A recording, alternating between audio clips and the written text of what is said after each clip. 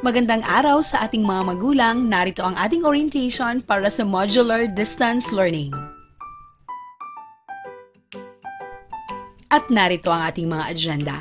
Una, kahulugan ng Modular Distance Learning.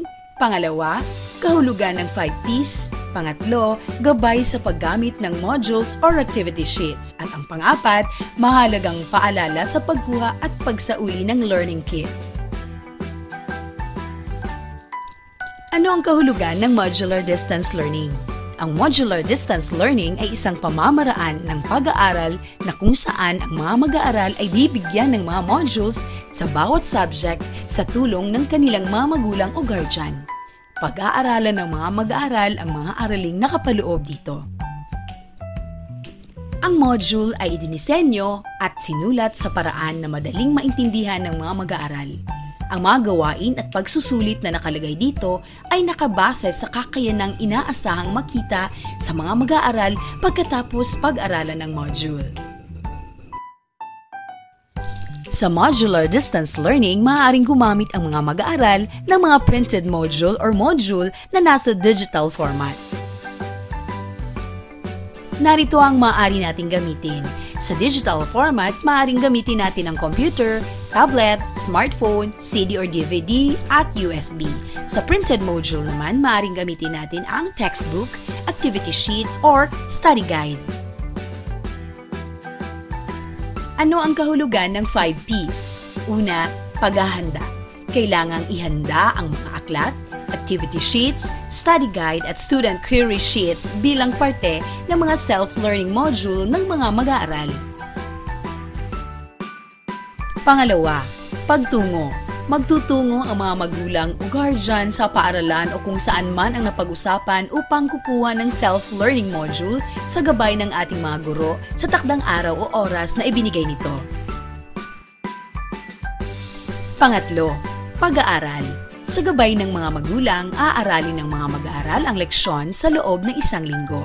Kung ang mga mag-aaral ay may katanungan, maaari siyang makipag-ugnayan sa kanyang guro sa pamamagitan ng FB chat, messenger, or text. Pang-apat, pagbalik. Ibalik ng mga magulang ang module kalakip ang sagutang papel ng mga mag-aaral ayon sa nakatakdang oras at araw na itinakda ng guro. Kasabay nito ang pagkuha ng mga module para sa susunod na linggo. At ang panglima, pagtugon. Paraan ito para iwasto ang mga activity sheets at matugunan ng mga guro ang mga katanungan ng mga mag-aaral. Maaari rin niya itong sagutan sa FB chat, sa text, or sa personal na tawag. Narito naman ang gabay sa paggamit ng modules.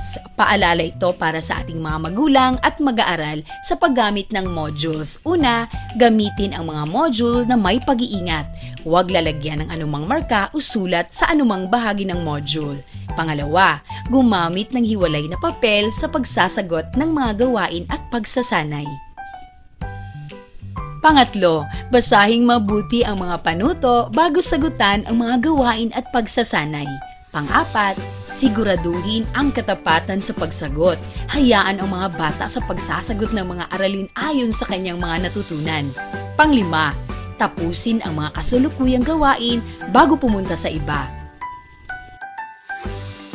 Narito naman ang gabay para sa ating mga magulang sa paggamit ng modules or activity sheets. Una, pagpasok at pag-aaral ng mga bata.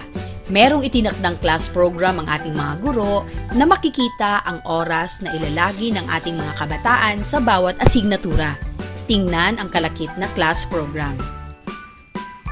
Pangalawa, mga kagamitan katulad ng portfolio. Bibigyan ang mga mag-aaral ng isang folder na may pabalat upang magsilbing portfolio na lalagyan ng mga activity worksheets at answer sheets at iba pang output ng inyong mga anak sa loob ng 2 linggo. Pangatlo, Pagsubaybay ng mga magulang, guardian o nakatatandang kapatid o kasama sa bahay. Kailangang may regular na oras ang mga bata kung kailan tututok sa pag-aaral. Siguraduhing regular na nakakasubmit ng mga outputs ang mga bata sa abot ng makakaya at gabayan ang mga anak sa kanilang pag-aaral. Siguraduhing naiingatan ang mga learning modules. Ang pagkasira o pagkawala po nito ay iyong pananagutan. At tandaan, hindi sa loob ng modules sasagot ang mga bata.